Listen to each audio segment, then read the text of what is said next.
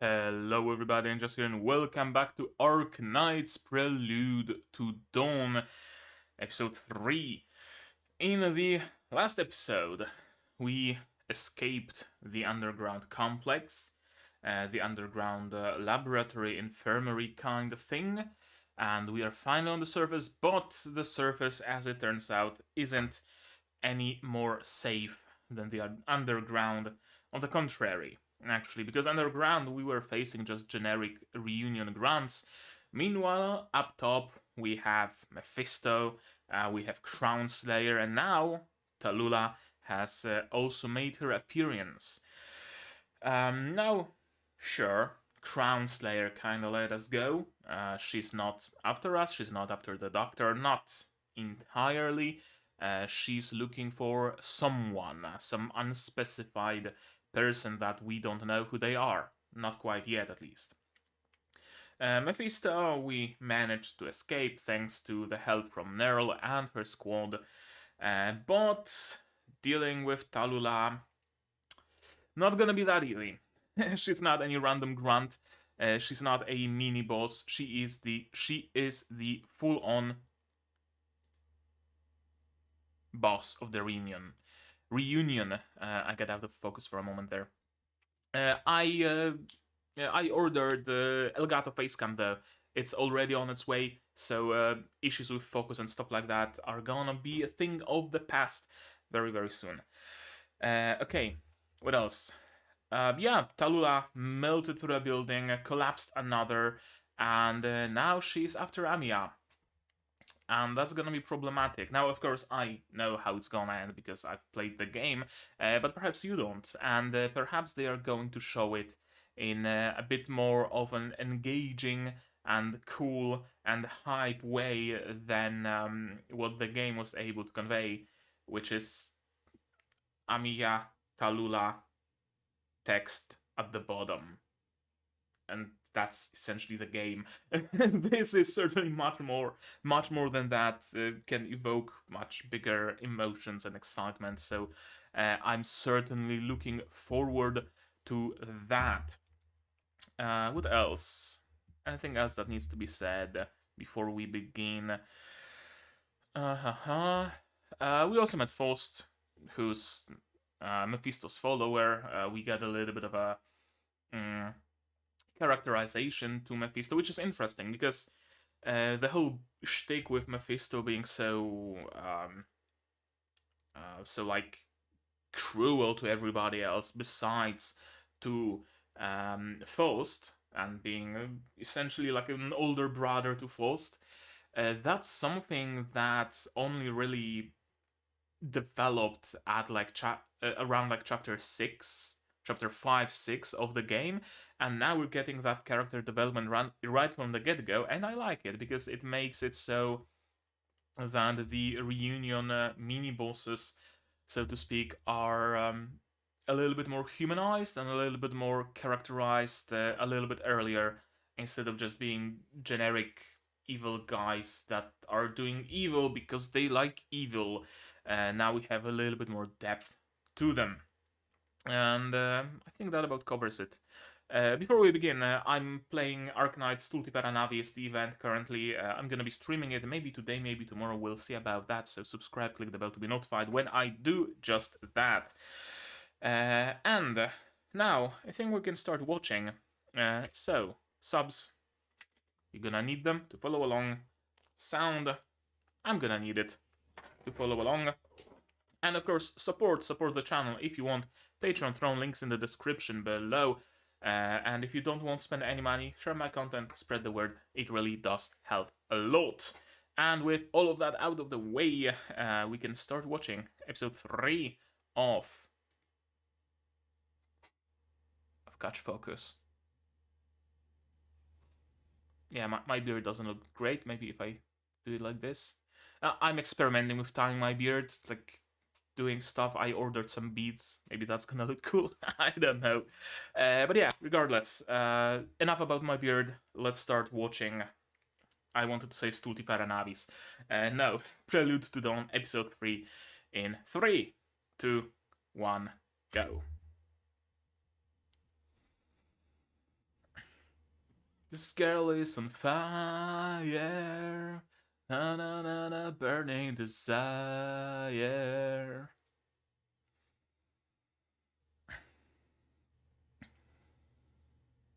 Yeah, Amiya ain't a weakling.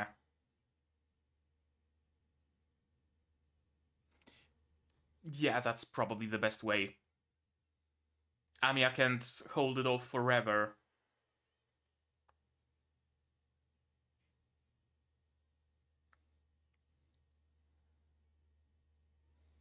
Right, her infection monitors.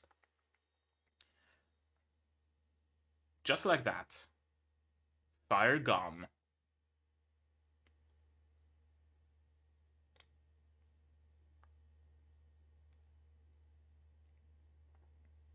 Yeah, those black and blue bands with triangles that you see on some operators. Some have them on their fingers, some have them on their necks, as armbands, bracelets, and everywhere else. A couple of operators even wear them on their tails, which is cool. Those are infection monitors. They essentially, well, monitor the status of your infection, of the progress of oripathy, and can also help alleviate it a little. Like I know some operators have, for example, their throats are heavily infected and overgrown with Originium, and wearing a modified infection monitor on their neck helps them be able to speak, right? So it's a multi-purpose device, so to speak.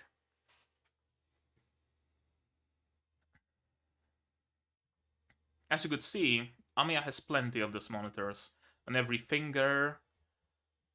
I think she also has one on her thigh.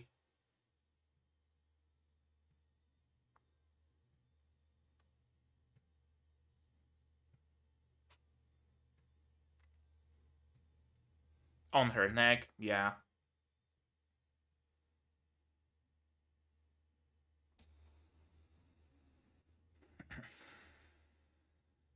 On her ankle, everywhere, essentially.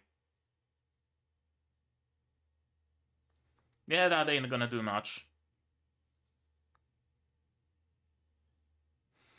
She has what amounts to reactive armor, essentially.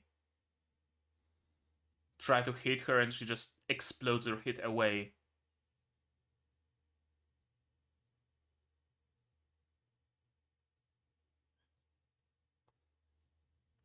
No, they're interested in Amiya.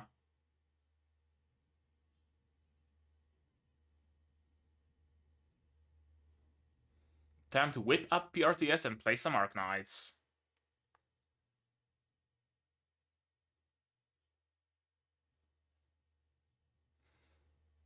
And here comes the catastrophe. That's another thing. Yeah.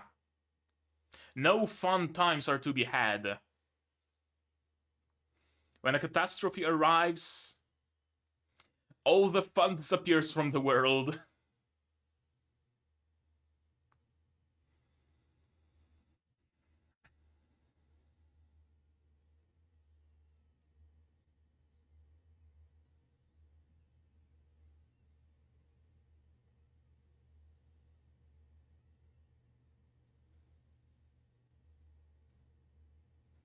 Amiya shield.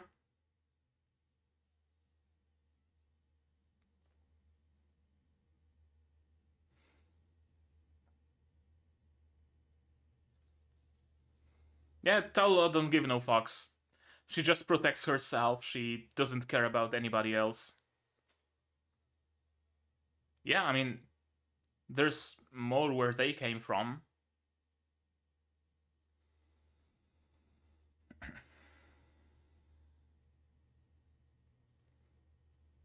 There's catastrophe in front of you, though.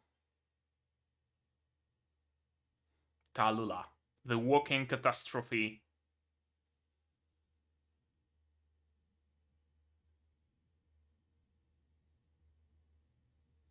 Drag him by his legs, then.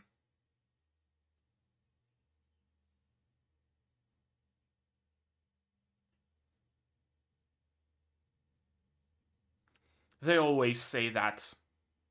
They always say they're gonna be right behind us. They never are.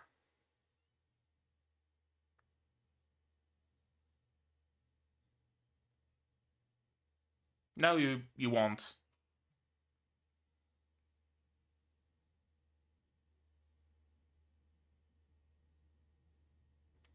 Doberman's words.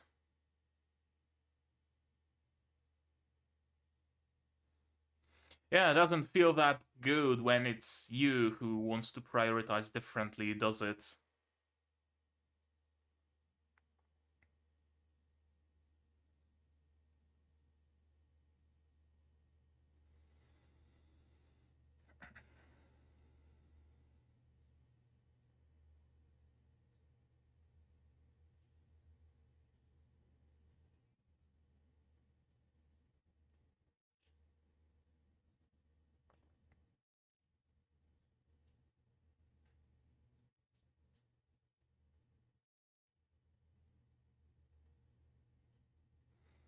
Yeah, not everybody managed to exfiltrate though.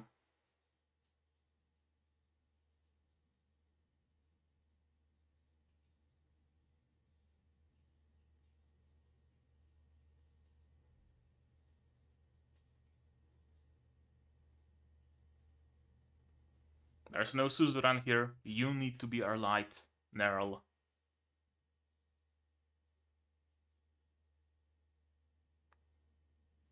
Oh, they're right behind us.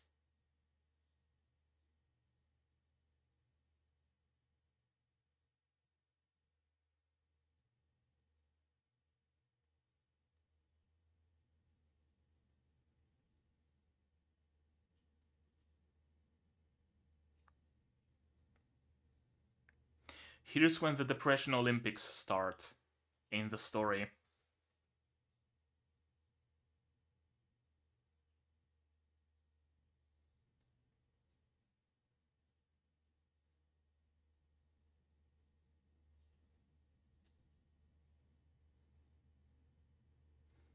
Hello, Frostnova.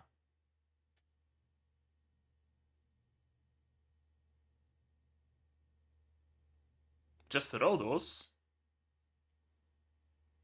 I did not expect her to just refer to them as Rhodos. Hello, W. The cockroach waifu. Originally designed to be a character in Girls Frontline, by the way.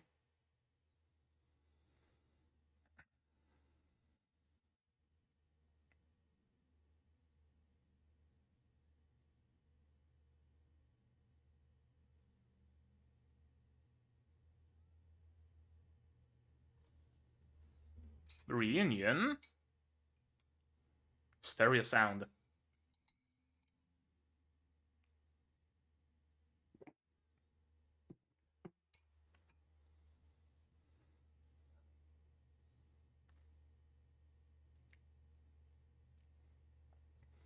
Yeah, she just wanted a touching reunion, nothing else. She just told you that she just wanted to meet the doctor. Why are you acting surprised?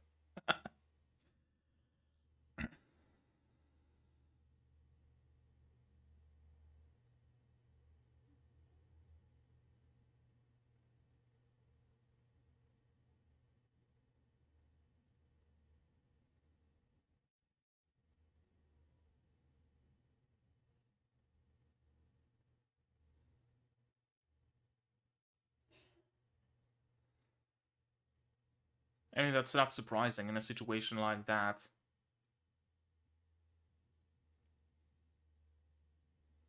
But the guild is real.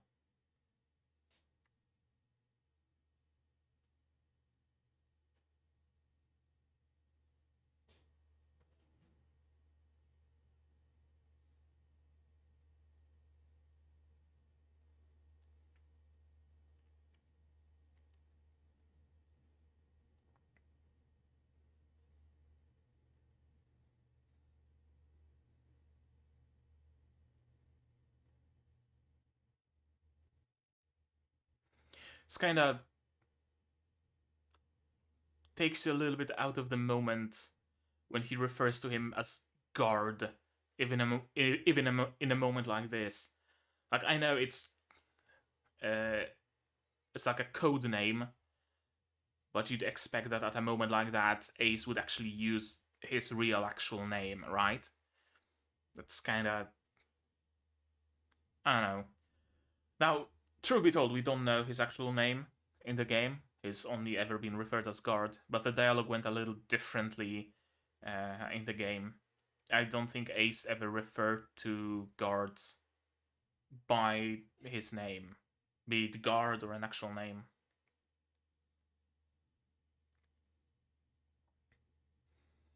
Yeah, now that you're out, all the emotions are rushing in, right?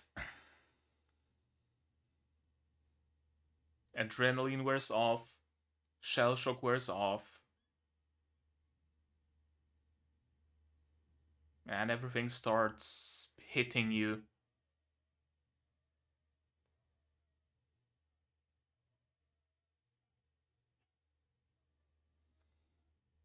Okay, so that about covers, I think, like the first chapter of the game.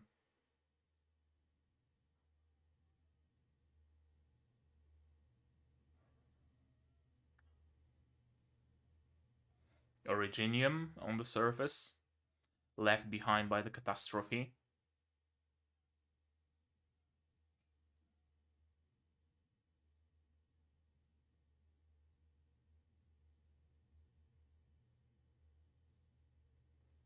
Yep.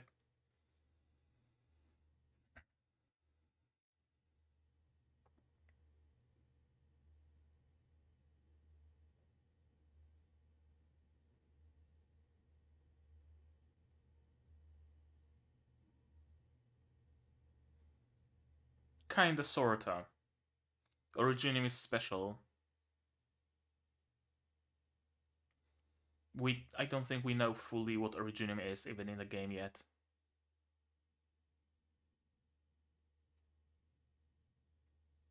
Yeah. Except it's the world that's getting infected, not people.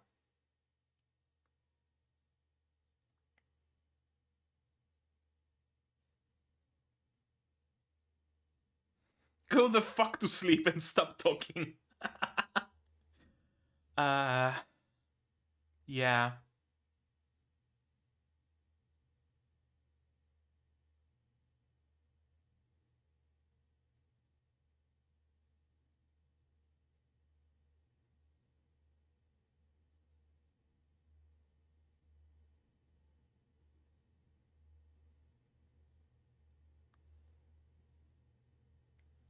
Mobile cities.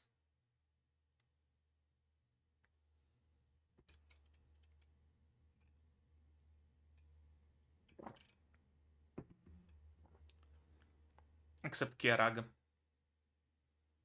And I think a couple more.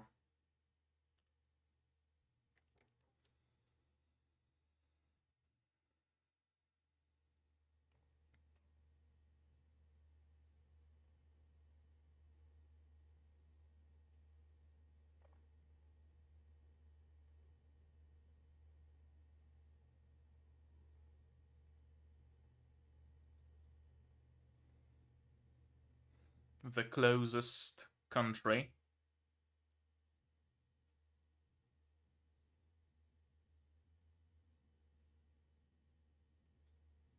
And this is Rhodes Island. Also a land ship. Much smaller than the scale of a city, but still pretty fucking big.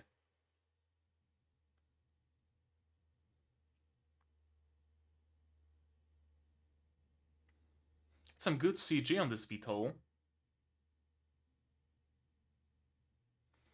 Who's waiting for them? Jessica, Warfarin?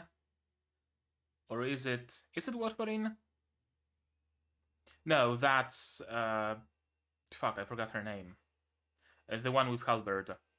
Ranged guard with halberd.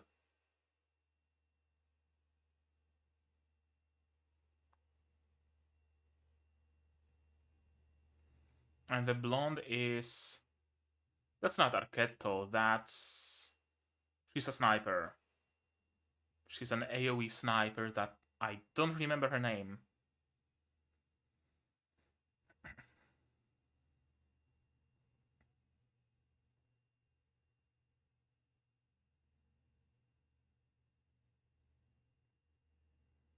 I mean, as okay as he can be.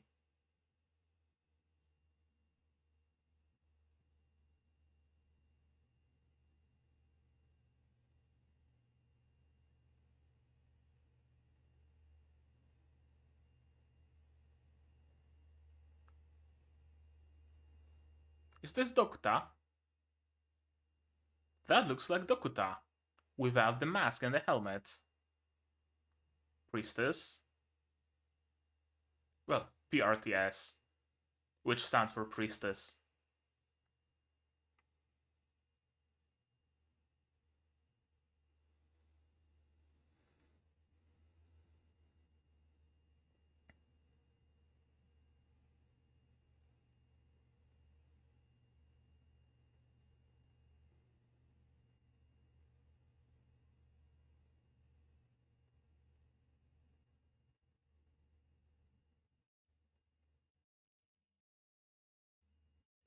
I'm gonna have to look up the voice actress for Priestess.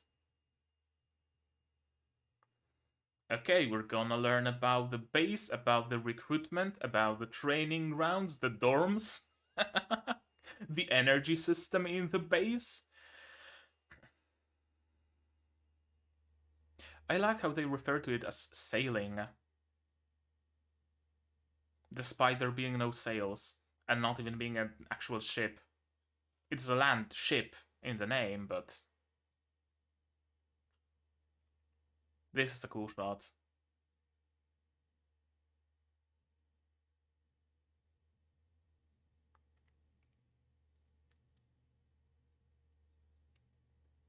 Okay, learning a couple of details about the Rhodes Island.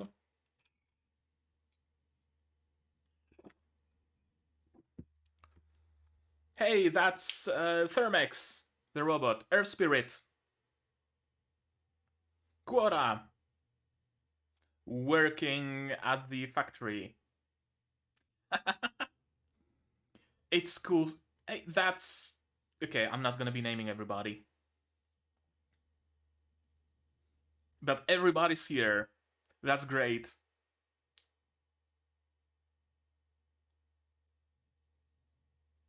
That's great.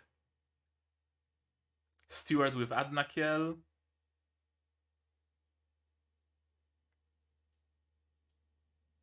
It really brings a smile to my face seeing all the operators here. That's cool. Even though they have no part in the early chapters of the story, they're still here despite that. That's cool. That's great.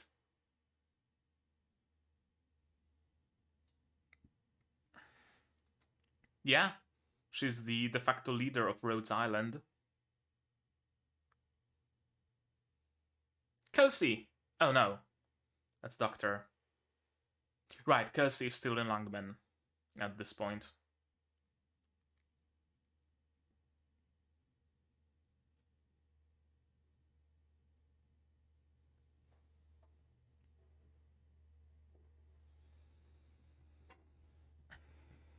Which part? Oh, right, that your goals will not come to pass and all that talk.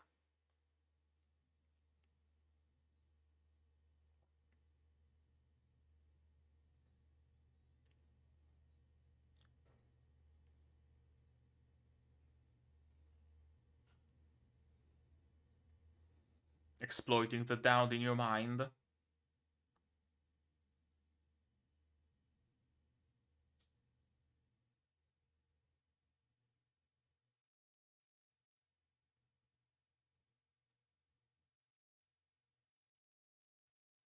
Yeah, and judging by the recent story in Arknights, everything's going towards that.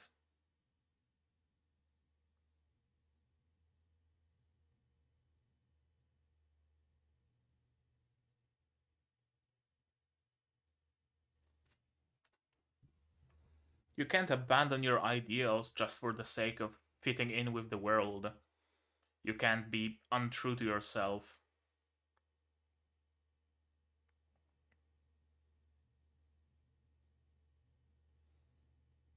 Kinda, sorta. You need to go through the Viglio event.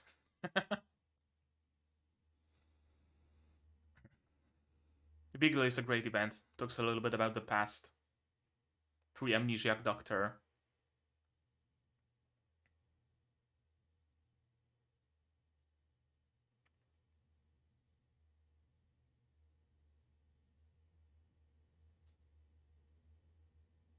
Okay, I thought it's the end, but we still have a couple more minutes.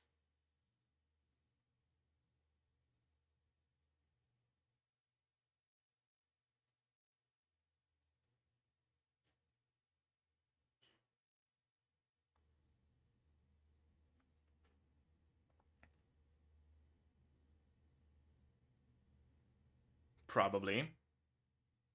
But they're not gonna risk hitting Casdell and the other countries.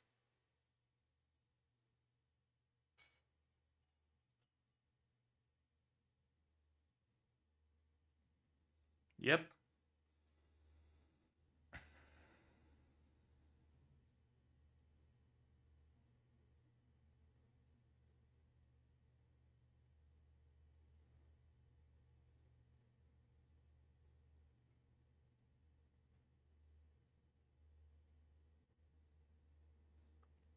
Okay, that explains even further, even up to chapter 3 in the game. Because again, game is kinda unclear in its story, in the presentation. But now I know why by chapter 3 they were still in Langmen. Because they were supposed to stay there. Duh. Okay. That's it. That's it.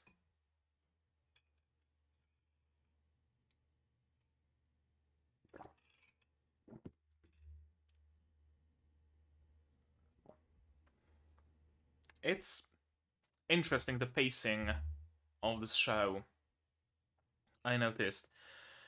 They pace it as if it was a 24 episode show, right? The pacing is fairly slow and there's a lot of exposition, a lot of character moments, a lot of story moments, but they don't even have 12. Now, it works so far, and they so far managed to convey the story perfectly well, like, make no mistake, perfectly well, better than in the game itself. But still feels like a bit of a weird choice. Not a bad one, just it's at odds with my understanding of pacing in anime, where usually a entire core is 12 episodes, and an arc within that core is 6 episodes. That's the usual structure. In this case, we have 8 episodes of a core, and an arc takes 3 episodes actually. Well, the first one's gonna take 3, and the second one is probably gonna take the remaining 5. The second arc, which is chapter 2 in the game, is probably gonna take those 5 remaining episodes. I don't think we're gonna enter into chapter 3 of the game. No, I don't think we are. Chapter 2 has a nice, cool climax moment that's gonna be perfect for the finale, I think. Also, chapter 2 has a little bit more combat in it.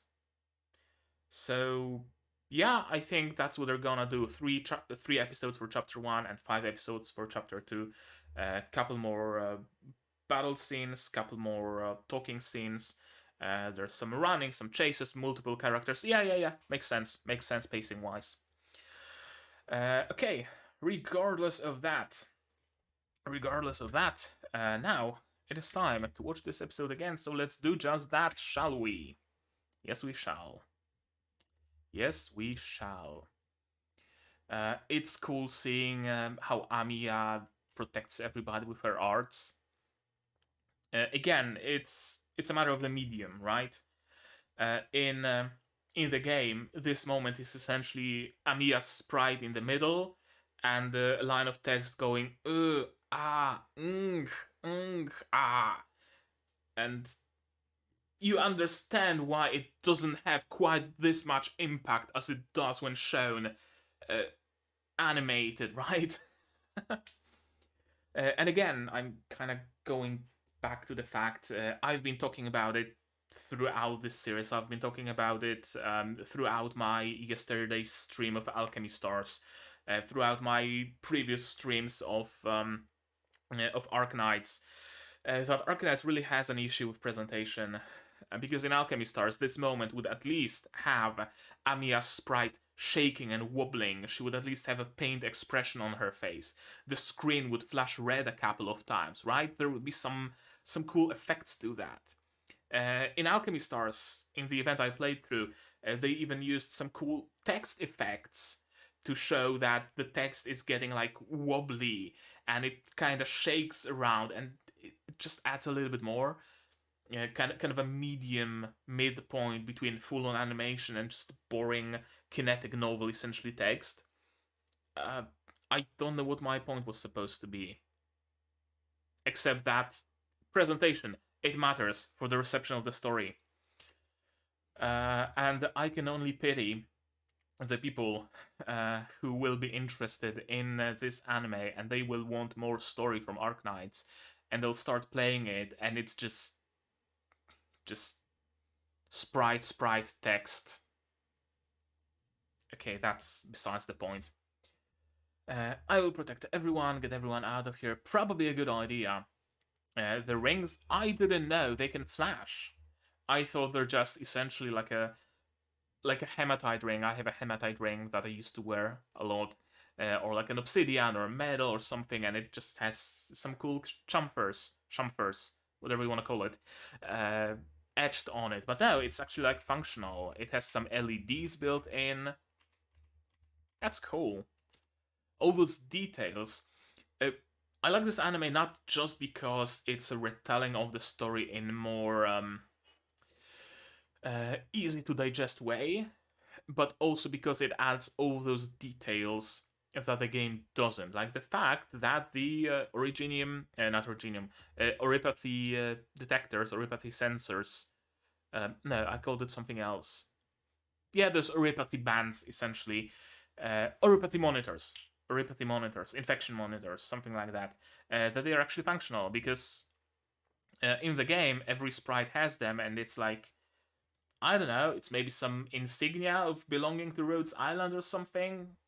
Who knows? Maybe they just like it. Maybe that's just the sense of fashion in this world. Who knows? But now we know that they are some actual devices. They have a function. That's cool. That's really cool. I love Tallulah. I love her eyes. Very similar to Dokta's eyes. I just noticed. OP, OP, OP. Yeah, and here now you know that Ace isn't just sitting there resting after a combat. He's sitting here waiting for death, essentially. My boy Ace. There ain't nobody who deserves an altar as much as you. We already have a precedent in the game for alternative reality altars with Skadi and Skadi the Corrupting Heart. But maybe they're gonna bring Ace back. Maybe on some anniversary banner. That would be like the most sold out banner in the history of ever. Would probably outsell even the W banner.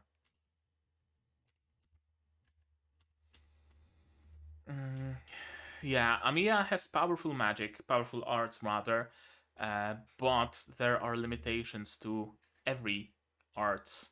There are no arts without limit. Maybe besides Tallulah's.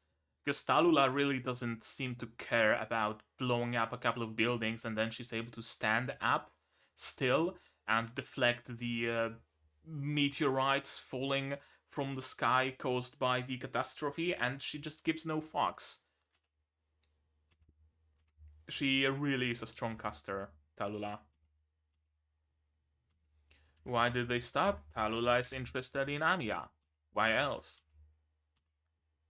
Everybody in Reunion is mostly just self-serving. Everybody just cares about their own goals, doesn't care about anything else. If the goal was to destroy the city, but Tallulah spotted something interesting, she's gonna stop destroying the city and she's gonna focus on something interesting. That's her right as the leader of the Reunion, and nobody's gonna tell her, hey, yo, we're supposed to destroy the city. No, she does what she pleases. Yeah, we can escape to evac. But alas, here comes the catastrophe. Yeah, as I mentioned before, catastrophes are no fun. Catastrophes fully deserve their name. They level cities, they change the landscape, they are a force of nature in the rawest, purest form. Not only that, but whenever they pass through, Originium sprouts from the ground, and they leave behind Originium. So it's as if you were living in, I don't know, in Florida, but every time a hurricane passes through the area, everybody in its wake gets, I don't know, some sort of a blood cancer or something.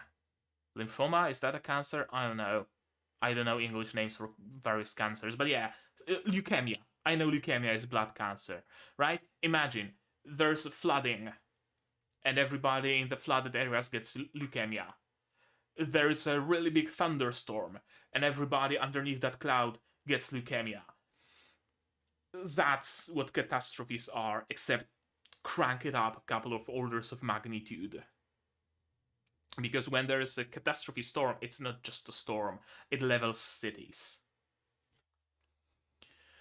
It's really shown well here. Although I was expecting a little bit more fire on the square, I'm gonna be honest with you. With how Tallulah just leveled it with her fire, I was expecting everything to be burning. Instead, it's just a bit in the middle. So that's a little bit. I'm not gonna say anticlimactic. I'm not gonna say disappointing, just odd, I guess. But I understand why, in part because if the entire square was burning, you wouldn't have this contrast to those meteorites, right? That matters. If the entire screen was just yellow and orange flames, and there are yellow and orange meteorites falling from the sky, you're just not gonna see them.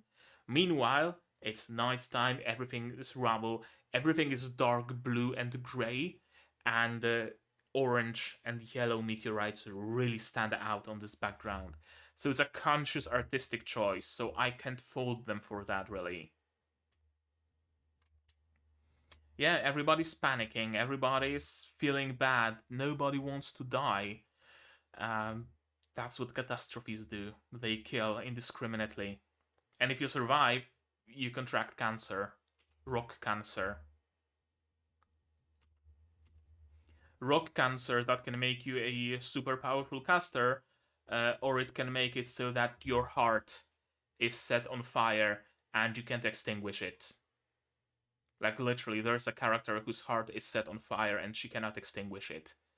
And that's agonizing. She has to live with that. So, yeah, Oripathy. Not fun. The exact opposite of fun, actually. And of course, Tallulah doesn't care about her grunts because they are just that. They are grunts. It's not like Rhodes Island where everybody is friends, everybody is a family. No, they're just faceless, masked grunts. They don't have names, they don't have faces. They're just nobodies. They don't care, they don't count. They are only means to an end, they are tools, and little more. That's the biggest difference between Rhodes Island and Reunion. It's also the biggest difference in strength. Giving a fuck, or rather, not giving a fuck being strength. If you don't have to give a fuck about your fellow combatants, you're gonna be more efficient at fighting. Right? You're not gonna turn around and look at your fellow combatant who's just got shot. Right? You're not gonna run into battle just to drag your friend's body from the shooting zone into the trenches or what have you. You're just gonna continue firing and not care about anything. That's the advantage that Reunion has. Very, very pragmatic to a fault, but also very heartless. The advantage that Rhodes Island has, in contrast, is the heart. They really genuinely want to help the infected. They don't just want revenge, they want to change the very status quo. They don't want to topple governments and destroy cities and rebuild civilization back from beginning, back from zero. Rhodes Island wants to change how it is. It wants to influence people's hearts. So they will be left ultimately with more resources. Instead of toppling a government, they're gonna work with it. And they're gonna get the loyalty of that government's subjects. Right? It's gaining and remolding instead of destroying and building from scratch. That's the difference between Rhodes Island and Reunion. We're past the peak. Yeah, the worst of the catastrophe has passed, but we have a living catastrophe in front of you. That's a problem. I don't remember if it was mentioned in the previous episode. It wasn't mentioned in this one, but some people actually call Talula a living catastrophe and like genuinely believe that. Are genuinely scared shitless of her because there are fiery meteorites falling from the sky and Talula is shooting fiery meteorites. Well, she must be catastrophe incarnate. That little bit of a detail is missing. I think it is, unless it's been mentioned again in the previous episode. Excuse me for a moment, there are ants that got drowned in my tea. I don't know if I should continue drinking it, actually. I'm just gonna leave it be. Okay. Right, let's continue. Yeah, we'll be right behind you. They never are. That's one of the biggest tropes, probably. When someone says, yeah, don't worry about us, we'll be right behind you, they won't. If that's a death flag, probably the most powerful of them all. I don't think I've seen anybody ever overcome this death flag of saying, I'm gonna be right behind you, and then somehow not dying. That's something a dying man says to make the others feel better about leaving him behind. I'll clear a path. No, you won't. You're passed out. Think about what to prioritize. Yeah, the frown, I mean, Doberman is frowning all the time, so that makes no difference, but the jiggle in her eye, it really hits, right? That's the difference between dishing out some hard truths and some harsh advice yourself. It's a different thing hearing that aimed at you. If you have no investment in saving some people, you can say, oh no, just leave them be, the mission comes first. But if it's you who's invested in saving someone else and someone says, leave them be, ain't fun. That about sums up this episode, honestly. Ain't fun. In the meaning that, you know, the story and the anime and episode is fun, very much so, but it's a situation that's not fun for anybody involved. I don't want you to, like, mistakenly think that I'm calling this episode not fun. No, it is fun. It is very much. Although, calling it fun kind of seems weird when everybody's fucking dying and is depressed. There will come a day when you and Amiya have to make a stand against this cruel world. Did I? No. I thought I drank one of the ants. It was just a piece of, like, I don't know, nut or something. I know it's not November, but I just like eating nuts, so can't help that. I'm a little squirrel. Okay. Forget I said anything. Let's continue.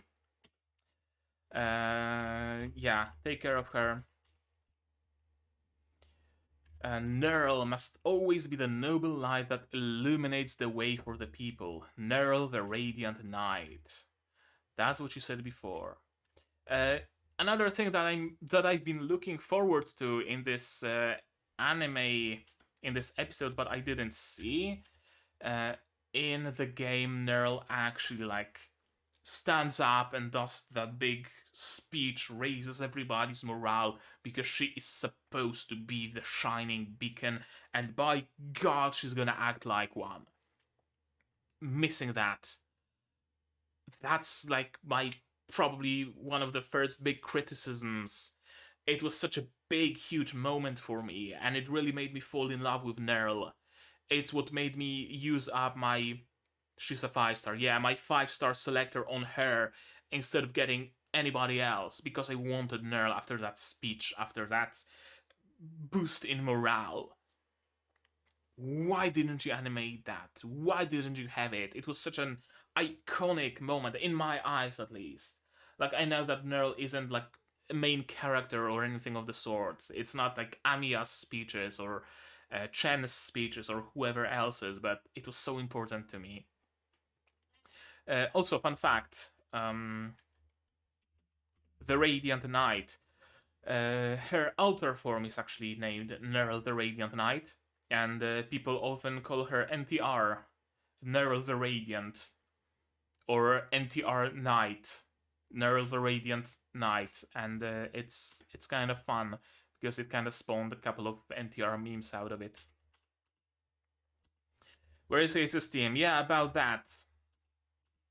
They're gonna catch up to us. Yeah, I'm sure he'll be fine. Everyone at Rhodes Island is very strong. Now, this is an actual line from the game, and it really hits. It really has a lot of impact. Everyone at Rhodes Island is very strong. I'm sure he'll be fine. I didn't even know Ace used a hammer. Honestly, it's the first time I see it. Now, granted, he's not an operator. He can't really be an operator in the game. So, how would I know if he's never in battle? If I never use him as a unit? But still, interesting detail. Mephisto. Frost Nova. It's gonna be another moment of depression. And here comes W. Yeah, she just wants to introduce herself. What do I want? Let's see. Hand over the doctor. No? Sure, fine. I don't mind. I had to ask. I came here to enjoy a touching little reunion. That's it. Peace. And she just goes out. Goes away. That's W. She's a mercenary. And has an amazing song associated with her. What's it called? Renegade. Renegade. Go and listen to Renegade. It's one of my favorite Arknights songs, alongside of the Palace theme and the Shining theme. Yeah, W's theme is amazing. She's a mercenary. She's not necessarily loyal to Rhodes Island. She's not necessarily loyal to Reunion either. So she doesn't need to follow Reunion's orders. She just wanted to meet the doctor. She met the doctor, and now she goes away. I got what I came for. Peace out. Yeah, she really is just leaving. Because she got what she wanted. She got a reunion. Ha ha ha ha! Reunion!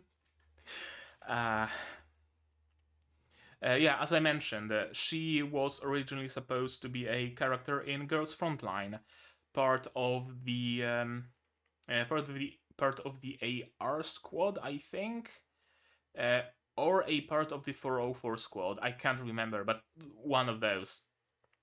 Because Lowlight, the creator of Arknights, the lead guy, used to work for Mika, who makes Girls Frontline, but they had some disagreements.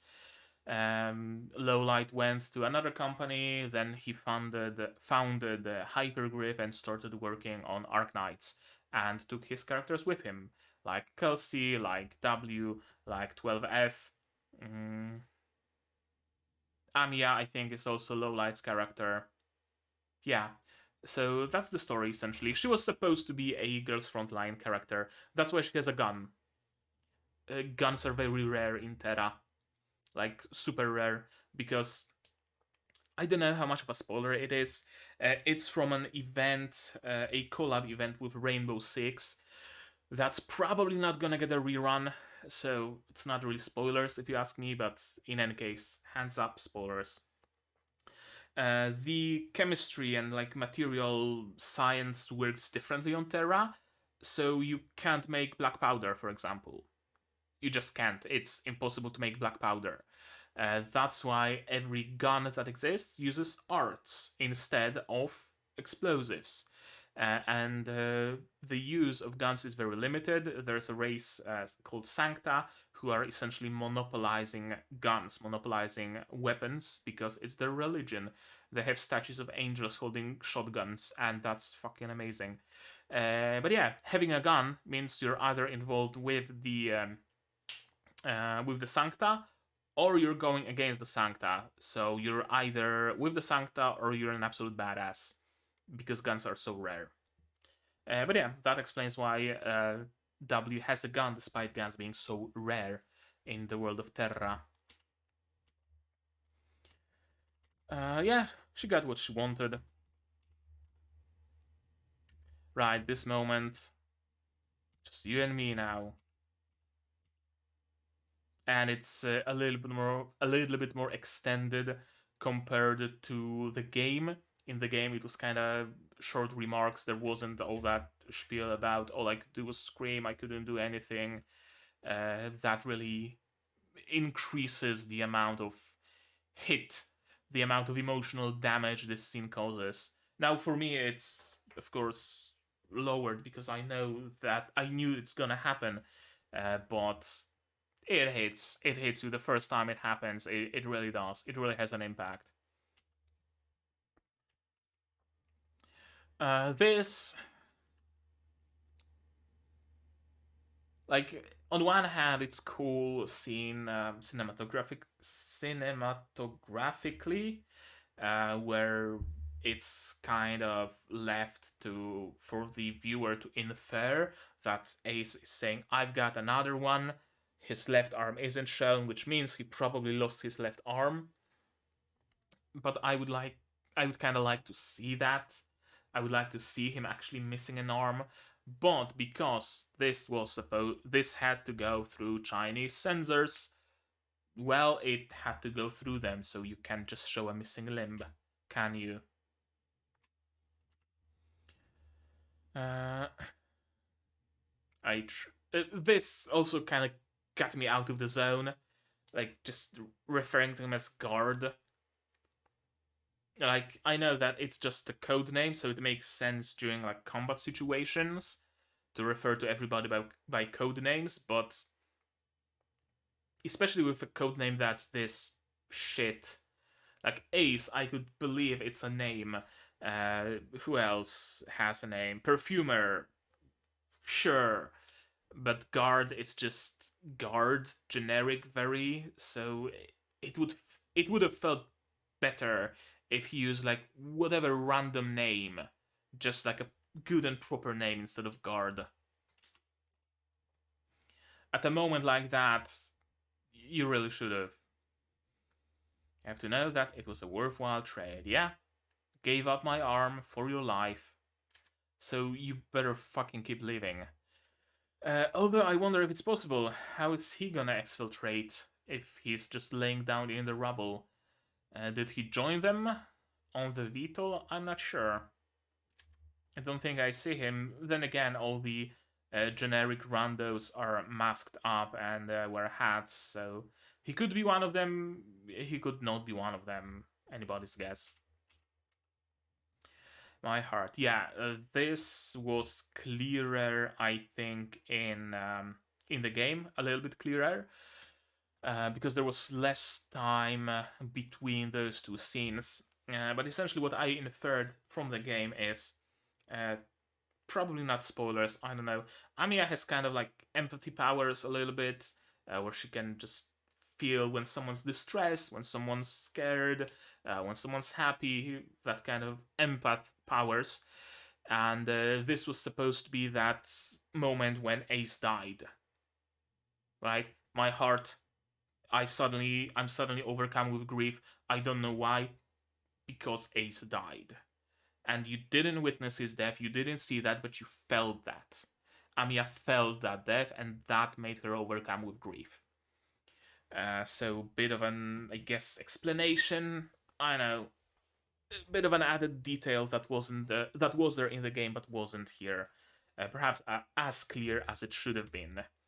Kind of hurts a little. And everybody cries. After a battle, we have to hold back the tears until we're at home by ourselves. We're going home to Rhodes Island.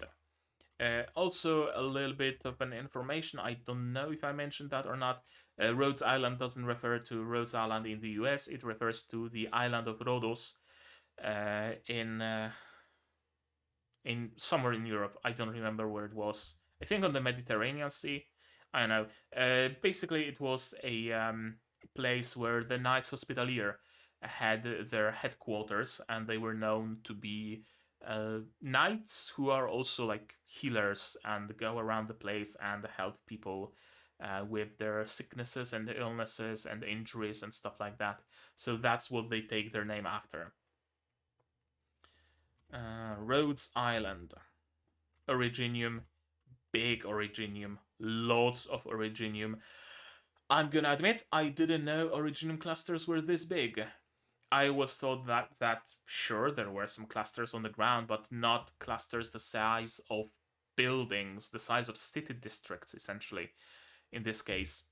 So again, I really like this anime for giving us that bit of added detail. It's always cool.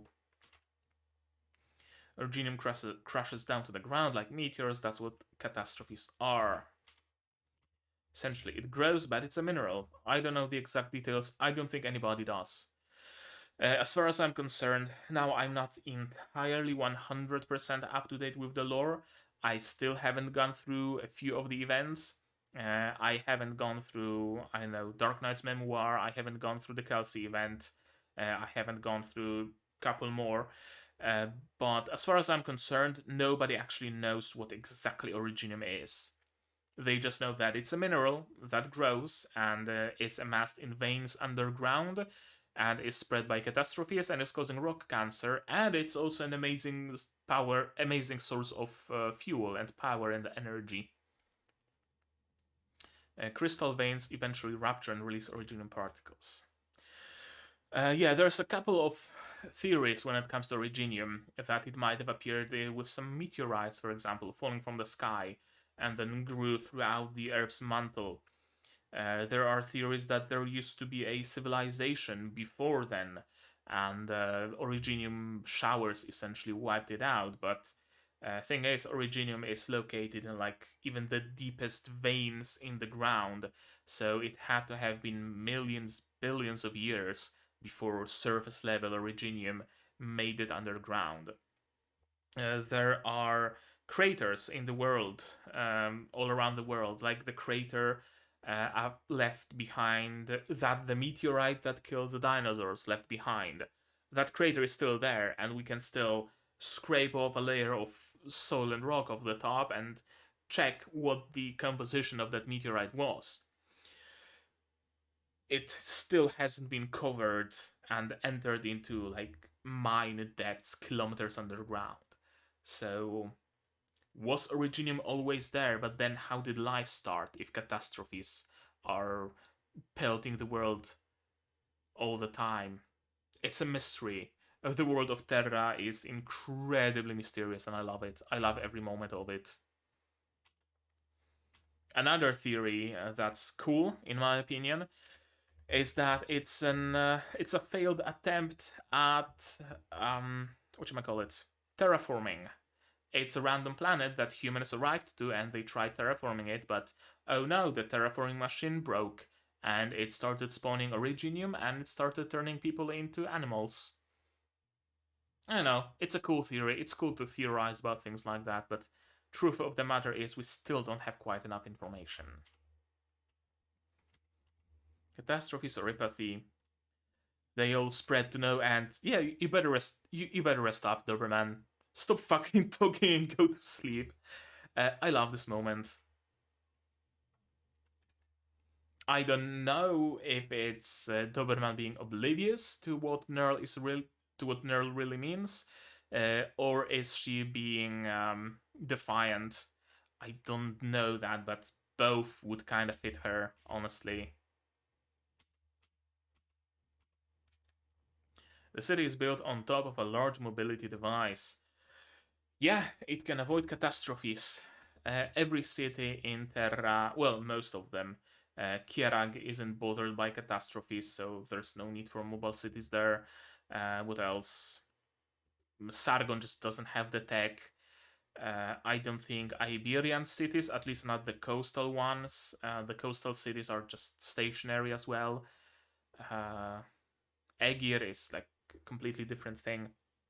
But yeah, most cities are mobile precisely to evade catastrophes. When they see that a catastrophe is brewing, they just veer off to the left and just escape its range, if at all possible. Because sometimes it's not. And it's kind of a double edged sword, the Originium, because it both causes catastrophes and it helps people solve them. Because you can't move an entire city with just diesel or electricity. You need an incredible source of power, like Originium. Very double edged sword. You can avoid disaster by moving your city out of the way in advance. Indeed. Why didn't the Chernobog move? We don't know. Did the reunion take over the control room? Did someone in the Chernobygian government, in Ursusian government, help them? Did something else happen entirely? We don't know that. I don't think it actually comes to light in the game itself. I'm not sure. Maybe in Children of Ursus, that's another story from Chernobyl that I haven't read because it's like Depression Olympics squared, so I'm kind of afraid of starting to read that. People probably not heading to Rhodes Island. Yeah, they're heading to another city, Lungmen being the closest.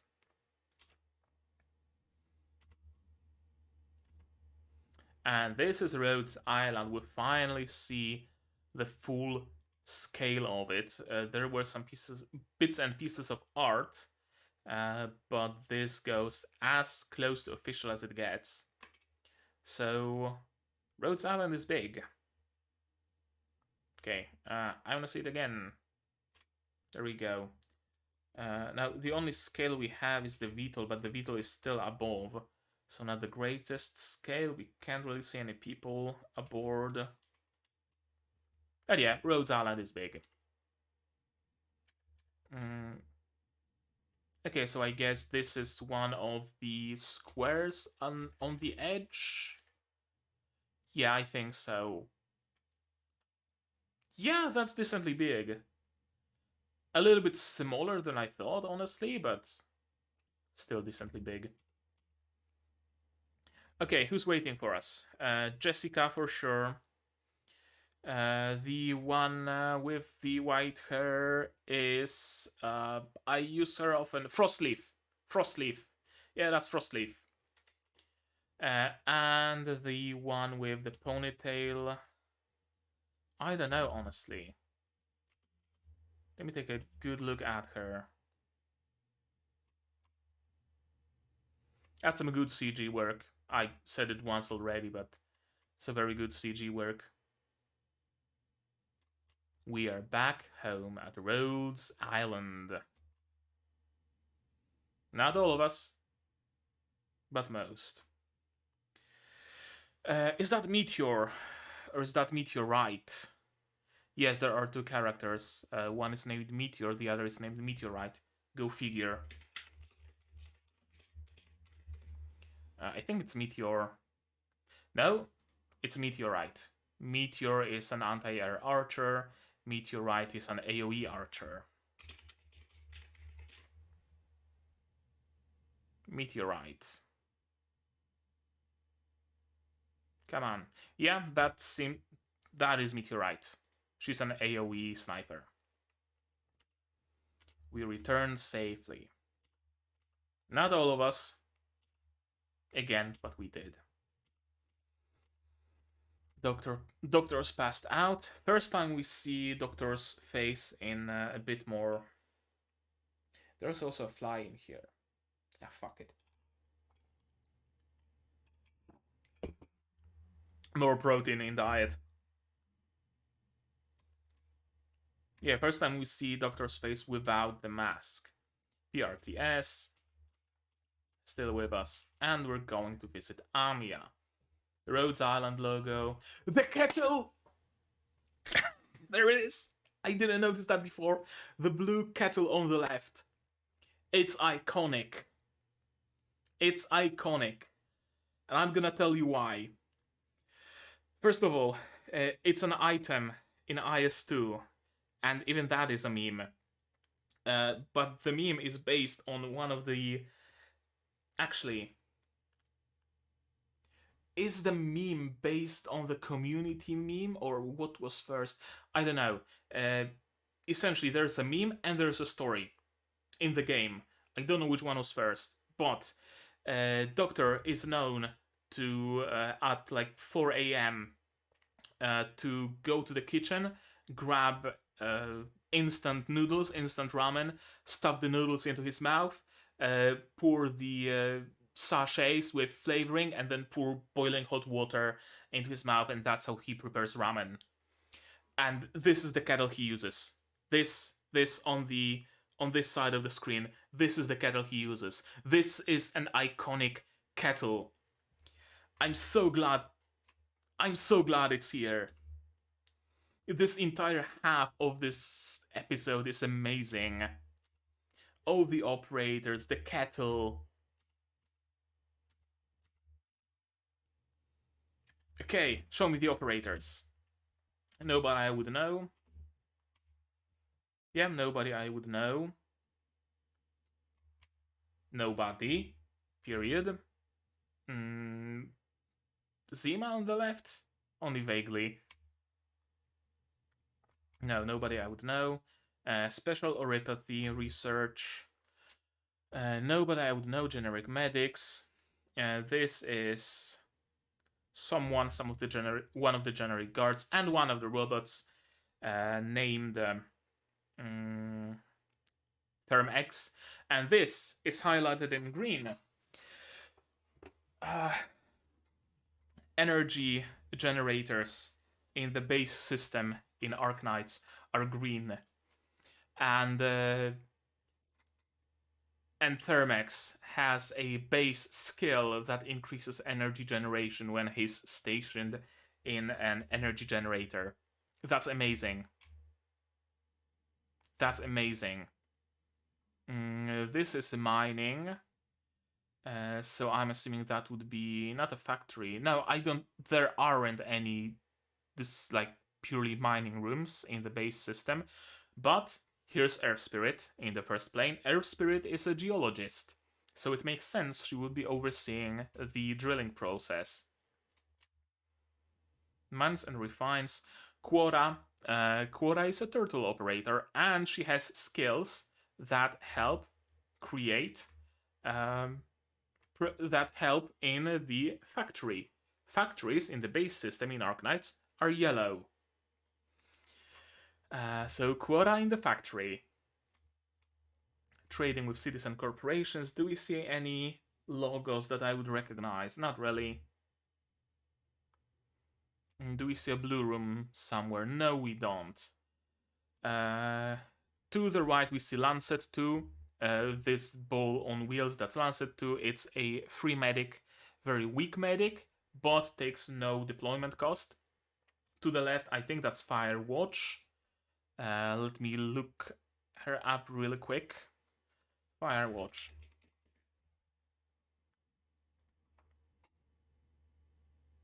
That does indeed seem to be Firewatch.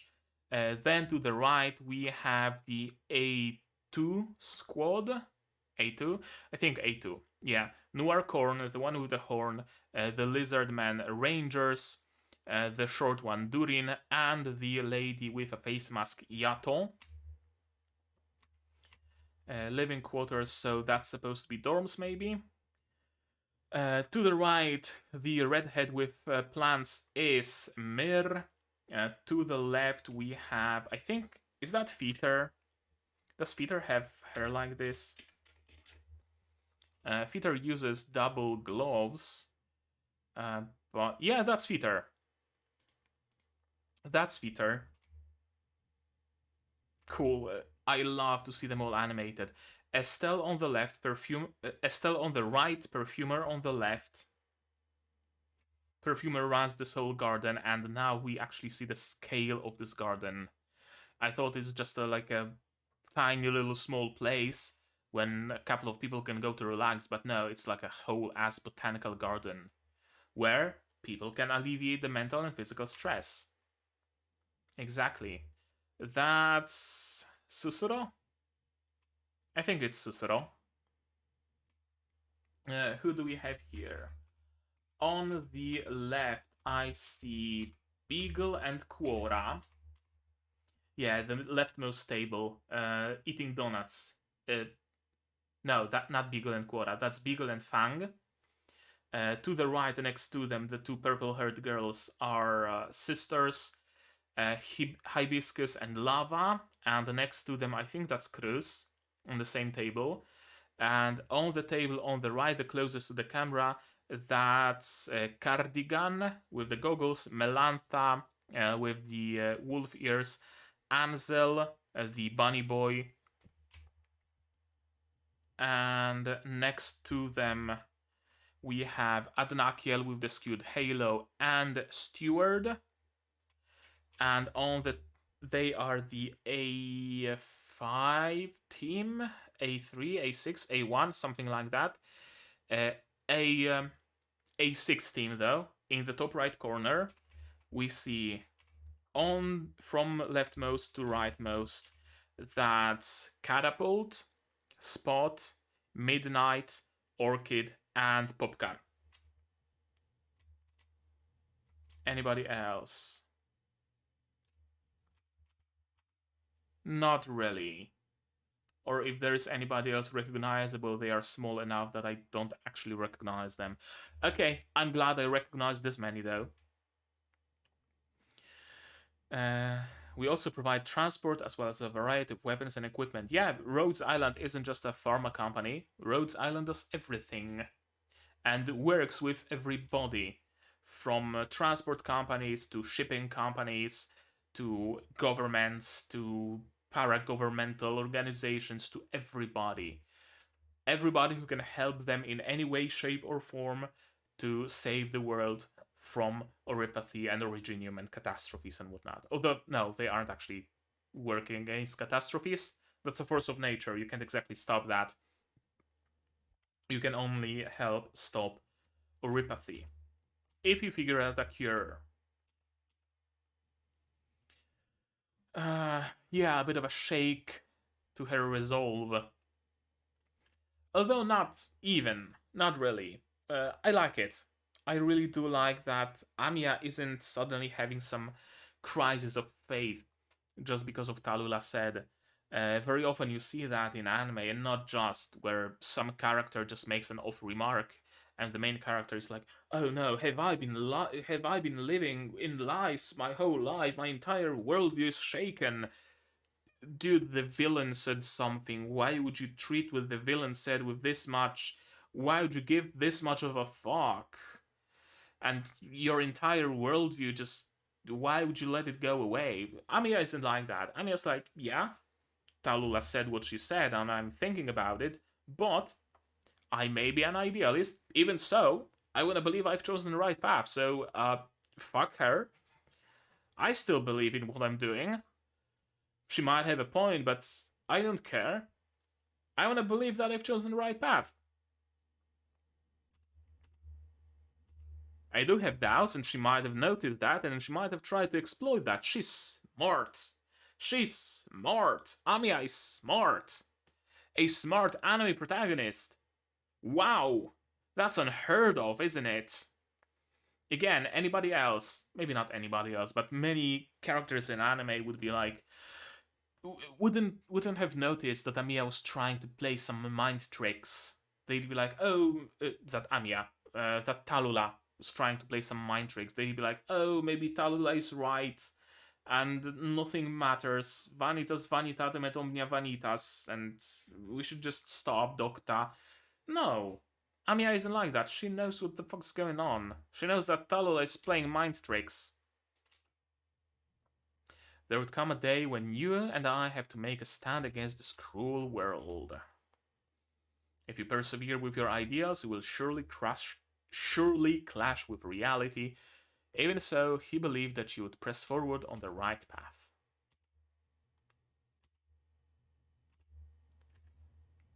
I'll complete myself bit by bit. That's an amazing line. I may be an empty shell right now, but I will complete myself bit by bit. I love it. I love this line. New mission in 3 days. We're going to Langmen. Anything interesting on those monitors? Not exactly. We see the logo of Langmen. We see the map of Terra. Yeah, we managed to save the Docta, but with great losses. Reunion is gonna aim for Langmen next. What do we have here? Countries. Yan, Kazdel, Syracusa, and Lithuanian. Langmen is under Yan? I don't remember. Probably. It's certainly not an Ursus city. Reunion's next target is Langmen in Yan. Why I'm asking the question? The answer is right here. Langmen in Yan. Duh. Yeah, Langmen is the mobile city. Yan is the country. And yes, all that you see, all those vistas, those skyscrapers and whatnot, they are on top of a huge ass fuck off platform that rolls through the desert. How cool is that? And there are even more ridiculous cities. There are cities that have entire mountain ranges built on top of them. There is a city of Dos Soles that has an artificial ocean. And every now and then they roll up to the shores of Terra. They dump the old water, they pump in the fresh water, and they go back on their way. It gets ridiculous, and I love it. Not as draconian as Chernobog, but there isn't many places that treat infected well. Rhodes Island, Kierag, Sargon. That's about it. Yeah, Dr. Kelsey has already left for Langmen to prepare a contract with Wei Yenwu. One that allows Rhodes Island to operate openly inside Langmen's borders, and that's a logo of the LGD, Langmen Guard Department. And you're going to Langmen. And once that's done, your mission is to investigate Reunion's activities in Langmen. Yeah, that clears up Chapter 3 for me, because in Chapter 2 they were in Langmen, and they did what they were supposed to, and the chapter ended. And in Chapter 3, they're suddenly just randomly in Langmen, and Rhodes Island is nearby, kind of docked into Langmen. What's going on? When did that happen? No, they simply never left. That's why I like this anime. It really clarifies some things. Nerl is going to another mission with Doberman. Be extra careful. Yeah, that's about it. Episode 3, Escort. Do we have a title of episode 4? No, we don't. Or do we? I don't know. I'm not sure. No, I don't think we do. Yeah, episode 4. We're gonna be in Langmen. Here. Langmen. Yeah, Langmen isn't named after an organ that exchanges oxygen and oxygen dioxide. What? Carbon dioxide. Oxygen and carbon dioxide. Langmen is named after lung. which is the like Chinese dragon. So that's a cool detail. I mean, detail, bit of information that you might be missing. Uh, Again, great episode. The first part, I knew it. I knew where it's going, so it didn't have quite as much impact as it would have on someone who's fresh, who's an anime only. But I still did love the execution. Even though the story isn't surprising to me, the execution and the artistry of it and the additional details and additional explanations are what keeps me watching, and I love it. I love it because it's really worth it. It has a lot. There's a lot of worth in that alone. And of course, the second half, I really did love going through the Rhodes Island, going through all those locations. The generator is green. The factory is yellow. Operator that actually has factory skills is at the factory. Operators who have generation skills are at the generator, and everybody is here, and they're sitting together in their little squad groups. A2 squad here, A6 squad here, A5 squad here. I love it. It was like a purely, maybe not purely, but very fun servicey second half, and I'm in for it. I'm absolutely in for it. In the next episode, we're gonna meet a couple new characters, I think. We're gonna meet Penguin Logistics, I believe, and that's gonna be cool because they have a couple of great characters there. So I'm very much looking forward to that, and I'm looking forward to seeing what is going to be the finale of the season. I have a suspicion. I'm not gonna share it with you quite yet. If you played the game, you probably know what's gonna be the. You probably know what I'm thinking is gonna be the finale. If you haven't played the game, don't. It's surprising. It's cool. So just watch the story and let yourself be immersed. Let yourself be surprised, but by all the surprises that it has in store, for sure. What else? Uh, I I was about to say something. I was about to segue to something. Right, that I'm hoping they're gonna animate in the future. Maybe if not further chapters of the main story, I really would like to see some of the events be animated. Because there are some events in Arknights that are actually like engaging, quote unquote, that have some gameplay to them, like currently running Stultifera Navis, where you have some story and then some combat and then some story and then some combat, and it keeps you on your toes, kind of sorta. But you have some mini events, so to speak, where you just have stories, like 7 of them, and you just read, and that's it. That's all you do. You just read. There aren't any event stages. There's an event shop, but you don't have to play event stages for the currency, so it's kind of boring. And I most of the time just skip those to maybe read them at a later date. Would be cool if they were to animate a couple of events like that. A Light Spark in Darkness comes to mind. Children of Ursus, of course, comes to mind. A classic. Viglio would be amazing to see animated. Yeah, I hope, I really, really, truly, honestly hope this is not a one-off. That this is Hypergriff and Studio Montan and Yostar Pictures just treading the ground carefully and seeing what the reaction of people is. And if people really like it, and if it brings people to the gacha, they might consider making more. Because I really do want more. It's one of the very few gacha based anime that are actually good, that actually stand up on its own merit. So I hope they're gonna make more. I really, really, truly do hope. But we're still at episode 3, we still have 5 more to go. So it's not gonna be a while still until we finish. So let's enjoy the ride as long as it lasts. How about that? But maybe you guys have different opinions. Maybe you have something else to say on the topic of this episode. Maybe I missed something. Maybe I misinterpreted something. Maybe something else you want to say. And if so, say so in the comments down below. What did you think of this episode, my reaction, my theories, stuff like that. No spoilers, not for me because you can spoil me, but you can spoil your fellow watchers, so do keep that in mind. And if you do want to talk spoilers, Discord is here, also in the description. Join it, there's an Arknights channel where you can talk about all that stuff. Like this video if you liked it, dislike it if you disliked it, but tell me why so I can improve. Subscribe to the channel to be notified of future releases of not only Arknights, but also my Arknights live streams, so click the bell to be notified when I go live.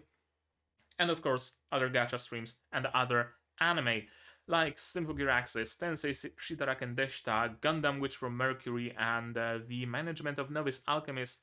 And I'm also gonna be watching the Madoka Magica movie, although I might wait for my Elgato facecam to arrive until I do that. So stay subscribed to be notified when that happens. Support the channel if you want monetarily. Patreon Throne, links in the description. On Patreon for $10 a month you get early access to non-seasonals like Symphogear, like Madoka, like whatever else comes next. For just $1 you get a role on the Discord and a place in the credits that you will see very, very shortly. On Throne you can Patreon directly towards my purchase of better lighting, better camera, although now I'm gonna have a really good camera, so you won't have to do that. And if you don't want to spend any money, but still want to help the channel, share my content, spread the word, it always helps a lot. And now, with that out of the way, that's gonna be it from me for today. So as always, you guys do all the good stuff, and I'm gonna see you in the next one. Cheers! And here's the credits I mentioned. You can be one of those people, and you don't risk getting infected with Oripathy. Fuck, I'm just gonna end it.